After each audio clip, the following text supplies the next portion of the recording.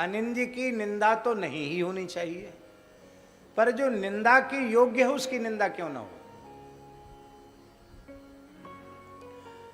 आपने कोई निंदित कर्म किया और हमने उस निंदित कर्म का अपनी वाणी से वर्णन किया, तो आपके पाप का तो कोई प्रायश्चित हुआ नहीं, क्योंकि आपने किया नहीं तो होगा कैसे। बिना किए पाप का प्रायश्चित तो आपका हुआ नहीं। और हमने पहले उस पाप को कर्ण मार्ग से अपने भीतर स्थान दिया, मन में आया, बुद्धि में आया, फिर हमारी वाणी में आ गया। तो इतना पाप तो पहले ही हमारे भीतर आ गया। फिर जो पाप, महाराज जी, फिर जो पाप एक बार मन में आया है, बुद्धि में आया है, वाणी में आया है, वह दिन दूर नहीं कि वह पाप तुम्हारे व्यवहार में भी आ जाएगा। जो मन वाणी में आया है वो क्रिया में भी आएगा ही।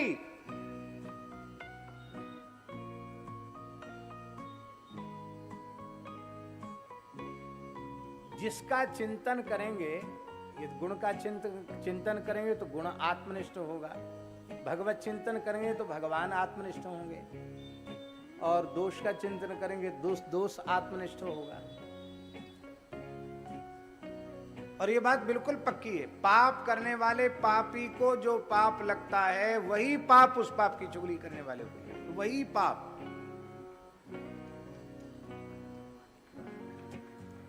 एक राजा, उसने ब्राह्मणों का भोजन कराया, खीर मालपुआ की रसोई थी। दुर्भाग्य से कोई सर्प उस खीर उबलती हुई खीर में गिर गया और वो मर गया। खीर विषाक्त हो गई, राजा को पता नहीं था, और लगभग 1000 ब्राह्मणों ने खीर खाई, वो सबके सब मर गए, सबकी मृत्यु हो गई। तो ब्रह्म हत्या लगी। एक ब्राह्मण नहीं, कितने ब्राह्मण? 1000 ब्राह्मणों की हत्या लग गई। तो राजा बहुत दुखी हुआ, पता चला कि सर्प मर गया था। बाद में चला जब सारी खीर नीचे खंगाली गई, आखिर हुआ क्या, खीर का परीक्षण कराया गया वैद्यों के द्वारा, तो उसमें विष था।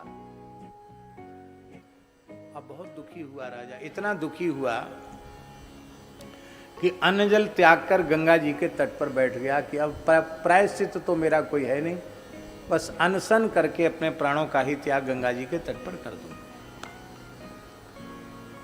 3 दिन तक अन्न जल त्याग करके वहां बैठा रहा। चौथे दिन एक ब्राह्मण गया, उसने राजा से कहा, महाराज मेरी बेटी विवाह के योग्य है, आप धन दे दीजिए कि मेरी पुत्री का विवाह हो जाए।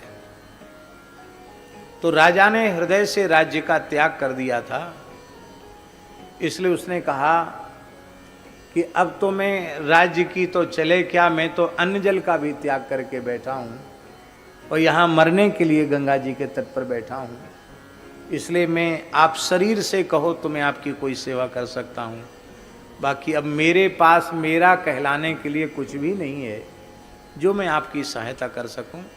आप चाहिए राज्य में जाइए, जो लोग संभाल रहे हैं उनसे मांगिए, वो जरूर देंगे, अब ये मेरा प्रकरण नहीं है। इतना सुनते ही वह ब्राह्मण क्रोध से आग बबूला हो गया और उसने चिल्ला चिल्ला कर गालियां बकना शुरू किया। बोले, रे नीच दुष्ट, बड़ा भारी अनशन व्रत लेके महात्मा बन के यहां बैठा है, लंगोटी लगा के बैठा है, 1000 ब्राह्मणों की हत्या करने के बाद अब ये 100 चूहे खाए बिलारी जपने बैठी, अब यहां माला फेरने बैठा है। राजा ने सिर झुकाया, सब कुछ सुनता रहा, एक शब्द का भी उत्तर नहीं दिया। ब्राह्मण तो गाली बकता हुआ चला गया और इधर 2 देवांगनाएं गंगा जी में स्नान करने आई। महाराज जी, वो 3 दिन पहले भी आई थी वो देवांगनाएं, तो स्नान करते हुए बातचीत कर रही थी कि इसमें तो देवलोक में एक बड़ी धर्म सभा जुटी हुई है, वहाँ एक जटिल प्रश्न के ऊपर सब विचार कर रहे हैं कि धरती पर एक घटना घट गई है, अमुक राज्य में 1000 ब्राह्मण मारे गए पर इसमें दोष किसका है? राजा तो परम ब्राह्मण भक्त था, उसका तो दोष है नहीं। तो ब्रह्म हत्या किसके सिर पे मढ़ी जाए? तो 3 दिन से लगातार सभा चल रही है कि किसके सिर पे ब्रह्म हत्या मढ़ी जाए, किसके सिर पर ब्रह्म हत्या मढ़ी जाए। आज अभी अभी निर्णय हुआ है। क्या? बोले वो 1000 ब्राह्मणों की हत्या एक ब्राह्मण के सिर पर मढ़ दी गई। राजा के कान खड़े हुए, किस ब्राह्मण के सिर पर? अरे बोले वही जो थोड़ी देर पहले गाली दे के गया कि 1000 ब्राह्मणों की हत्या करके अब तू भजन कर ढो, स्वांग रच रहा है, ढोंग रच रहा है। ये है यत अधर्म कृत स्थानम सूचकस्यापि तद्भवेत्। जो कभी किसी की निंदा नहीं करता वो किसी के भी पाप में सहभागी नहीं होता है। एक राजा दुष्ट प्रकृति का था। दक्षिण भारत गोदावरी तट की घटना है अनिरुद्धाचार्य जी। वो महात्मा गोदावरी के तट पर रहते थे और वो नगर में जाते थे भिक्षा लेने के लिए। उनका नियम था जो कोई मनुष्य सामने आ जाए उसी को नारायण कहकर भिक्षा मांगते थे। परमहंस महात्मा थे, जो मिल जाए। उन्होंने अपना भिक्षा पात्र आगे किया। सौभाग्य की बात, एक दिन राजा सामने आ गया। पहले पहले राजा ही सामने, तो भिक्षाम देही, भिक्षा पात्र बढ़ाया। तो राजा दुष्ट प्रकृति का था, वो साधु ब्राह्मणों के प्रति सद्भाव नहीं रखता था। उसने अपने नौकर को कहा डाल दे, लीद से भर दे इसका भिक्षा पात्र। तो राजा के घोड़े ने लीद किया था, नौकर ने उठा के लीद महात्मा के भिक्षा पात्र में डाल दी घोड़े की। वो लीद लेकर गया और महात्मा कुछ नहीं बोले। एक ही दिन भिक्षा लेंगे और एक ही व्यक्ति से लेंगे, द्वारा लेना नहीं, नियम था उनका। अब खाने योग्य चीज न ली जाएगी, अखाद्य थोड़ी लिया जाएगा। तो भिक्षा लेके आए, अपने कुटिया के बाहर पटक दी, गोदावरी के जल में भिक्षा पात्र को धो लिया और केवल जल पी करके भजन करने लगे। कुछ काल पश्चात राजा जंगल में शिकार खेलने गया तो राजा ने देखा कि वहां एक घोड़े की लीद का पहाड़ लगा हुआ है। पहाड़। उसको बड़ा आश्चर्य हुआ कि जंगल में इतने घोड़े कहां से आए। और घोड़े आए तो घोड़े जंगल में घोड़े लीद करते, जो जगह जगह करते। ये इकट्ठी किसने की? यहां इतनी पहाड़ हो गया घोड़े की लीद का। इतनी लीद इकट्ठी कहां से हुई?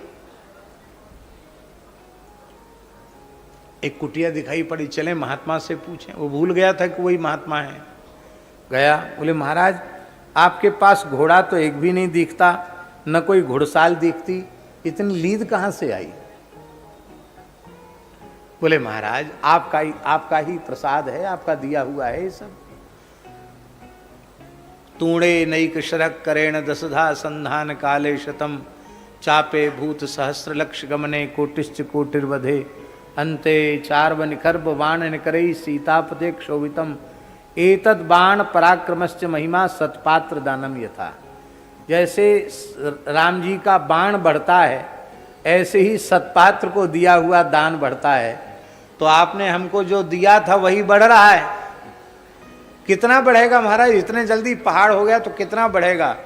महात्मा हंसते हुए बोले इतना बढ़ेगा कि तेरा सारा राज्य इसी लीद में दबकर समाप्त हो जाएगा। अब तो वो कांप गया। बोले महाराज मैं तो अपराधी तो था, लेकिन अब मेरा मस्तिष्क परिवर्तित हो चुका है। अब मुझे कुछ ऐसा करो कि मैं ये लीद घटे, बढ़े नहीं। तब उस राजा ने महात्मा से दीक्षा ले ली, भजन में लग गया। तो लीद बढ़ना तो बंद हो गई, लेकिन वो घटे नहीं, जितनी की ज्यों की त्यों रही आई, बड़ी पहाड़ के जैसी लीद। तो राजा ने कहा महाराज ये बढ़ तो नहीं रही, ये बात तो अच्छी बात है, पर घट भी नहीं रही, क्या बात है? बोले तुम्हारी निंदा सब लोग करें तो ये घटने लग जाएगी। अब निंदा के योग्य काम करना नहीं हो, निंदा सब लोग करें तो क्या उपाय है? तो राजा ने अपने पुरोहित की विवाह के योग्य पुत्री को अपने महल में अपनी पुत्री के पास रखा और कहा देखो हमारे कुल पुरोहित की बेटी है, अपनी बड़ी बहन मानकर बहुत लाड़ प्यार से रखना, बस कुछ समय तक रनिवास से बाहर नहीं निकलने देना। 2-3 दिन के बाद ब्राह्मण आया, बोला हमारी बेटी। तो नौकर चाकरों ने फटकार के भगा दिया। अब वो ब्राह्मण बड़ा दुखी हुआ, पूरे नगर में हल्ला मच गया कि राजा तो धर्मात्मा का स्वांग रचता था, पर राजा की बुद्धि तो पहले जैसी ही है। बताओ, पुरोहित की युवा कन्या को अपने महल में रख लिया। ऐसी बातें जल्दी फैलती हैं, और निंदा होने लगी तो लीद घटने लगी। घटते घटते बिल्कुल घट गई, पर एक तसला लीद बच गई। तो राजा रोज जाकर जंगल में लीद देखता था। उसने कहा, एक तसला कैसे बच गई? महात्मा से पूछा, गुरुजी एक तसला कैसे बची है? बोले, आपके नगर में एक बुढ़िया रहती, वो कभी किसी की निंदा नहीं करती, इसलिए उसने तुम्हारे पाप में हिस्सा नहीं बटाया। वो भी यदि निंदा करे तो ये लीद खत्म हो जाएगी, नहीं तो ये लीद तो तुमको फिर दूसरा जन्म लेकर खानी पड़ेगी। लीद वाला कीड़ा बन के खानी पड़ेगी इसको, गुबरीला कीड़ा कहते उसको। राजा ने कहा, निंदा करवाना तो बहुत सरल बाएं हाथ का खेल है। तो राजा अपना वेश बदल करके बुढ़िया के पास गया। बुढ़िया भाड़ झोंकने का काम करती थी, भाड़ भूंजने का काम। तो बुढ़िया जो है अपने चना वना सब अमनिया कर रही थी। तब तक राजा रात्रि में छद्म वेश में पहुंचा, छिपे हुए वेश में पहुंचा। पहुंच करके बोला कि माताजी मैं कुछ आपकी सहायता करूं, सेवा करूं? नहीं नहीं नहीं, मैं अपना काम में किसी को सहभागी नहीं बनाती हूँ, अपना काम अपने हाथ करती हूँ। मैं किसी का सहयोग सहायता नहीं, मैं गरीब नहीं हूँ, अपने ढंग से अपना उतना ही गुजारा कर लेती हूँ जितने में हमारा गुजारा हो जाए। नहीं नहीं माता, नहीं नहीं बिल्कुल छो मत मेरा सामान। तो वो बैठकर बोला कि माताजी आप तो अपने काम में व्यस्त हैं, आपको पता नहीं कि नगर में क्या हो रहा है, यहाँ का खबरदार आगे नहीं बोलना। वो एक तसला लीद तो तुझे खानी ही पड़ेगी, मैं तेरे पाप में सहभागी बनने वाली नहीं हूं। राजा ने बुढ़िया के चरण पकड़ लिए, बोले बिना कहे तुम्हें कैसे पता चला कि तसला भर लीद एक बाकी है तुम्हारे हिस्से की? कैसे पता चला? उसने कहा, मैं किसी की भी निंदा नहीं करती, अनिंद्य की निंदा तो नहीं ही करती हूं, निंदा के योग्य व्यक्ति की भी निंदा नहीं करती। यही कारण है कि मैं सर्वथा निष्पाप हूं, और अनिंदा व्रत के कारण मुझे त्रिकालज्ञता प्राप्त हो चुकी है, परमार्थ परतत्व का बोध हो चुका है, इसलिए मैं तुम्हारे पाप में हिस्सा नहीं बटा सकती, उतनी लीद तो तुमको खानी ही पड़ेगी। इसलिए भैया कभी किसी की निंदा मत करो। और मैंने सरकार के जीवन में तो ये बात थी ही, हमने कभी किसी की वाणी से नहीं सुना कि सरकार ने अपने जीवन में कभी किसी की निंदा की। किसी पक्ष विपक्ष, किसी लड़ाई झगड़े, किसी राग द्वेष में पूरे जीवन पर्यंत सरकार रहे ही नहीं, न कहते थे न सुनते थे। पर पूज्य गुरुदेव श्री भक्तमाली जी को दास ने अत्यंत निकट से देखा, कितनी भी कोई उनको उद्विग्न करे, कभी किसी की निंदा उनकी वाणी से हमने सुनी ही नहीं। दोषयुक्त प्राणी में भी वे गुण देख लिया करते थे। हम भगवान से प्रार्थना करते हैं कि ऐसा व्यवहार, ऐसी वृत्ति हम लोगों की बन जाए। निंद्य कर्म प्रपन्न को, शरणागत को, भगवत भक्त को नहीं करना चाहिए, क्योंकि आनुकूल्य से संकल्प, प्रातिकूल्य से वर्जनम। निषिद्ध कर्मों का त्याग तो सहज ही वैष्णव के द्वारा हो जाता है, नहीं करना चाहिए। निंद्य कर्म न करे, किंतु फिर भी